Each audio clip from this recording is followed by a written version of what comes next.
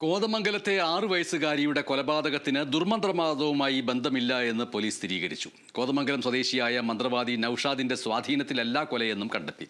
സ്വന്തം കുട്ടിയല്ലാത്തതിനാൽ ഒഴിവാക്കാൻ തന്നെയായിരുന്നു രണ്ടാനമ്മയായ അനീഷ കൃത്യം നടത്തിയത് എന്നും പോലീസ് പറയുന്നു.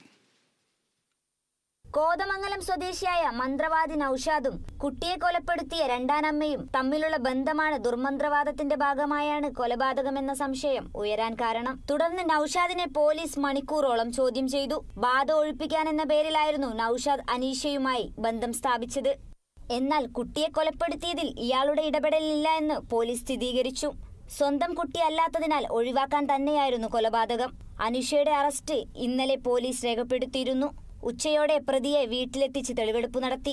ഇന്നലെ രാവിലെയാണ് കോതമംഗലം നെല്ലിക്കുഴിയിൽ അതിഥി തൊഴിലാളിയുടെ 6 വയസ്സുള്ള മകളെ വീട്ടുവളപ്പിൽ മരിച്ച നിലയിൽ കണ്ടെത്തിയത്. കുട്ടിയുടെ പിതാവ് ഉത്തർപ്രദേശുകാരനായ അജാസ് ഖാനും രണ്ടാനമ്മയും അനുജത്തിയുമാണ് വീട്ടിലുണ്ടായിരുന്നത്. തലേന്ന് രാത്രിയിൽ പിതാവ് പുറത്തുപോയ സമയത്ത് രണ്ടാനമ്മ കുട്ടിയെ ശ്വാസം മുട്ടിച്ച് കൊലപ്പെടുത്തുകയായിരുന്നു. രാത്രിയിൽ ഭക്ഷണം കഴിച്ച് ഉറങ്ങിയ കുട്ടി പിന്നീട് എഴുന്നേറ്റില്ലെന്നാണ് രക്ഷിതാക്കൾ ആദ്യം പോലീസിന് നൽകിയ മൊഴി. പോസ്റ്റ്മോർട്ടത്തിലാണ് കുട്ടിയുടെ മരണം കൊലപാതകമെന്ന് വ്യക്തമായത്. Kerala vision news, Kothamangalam.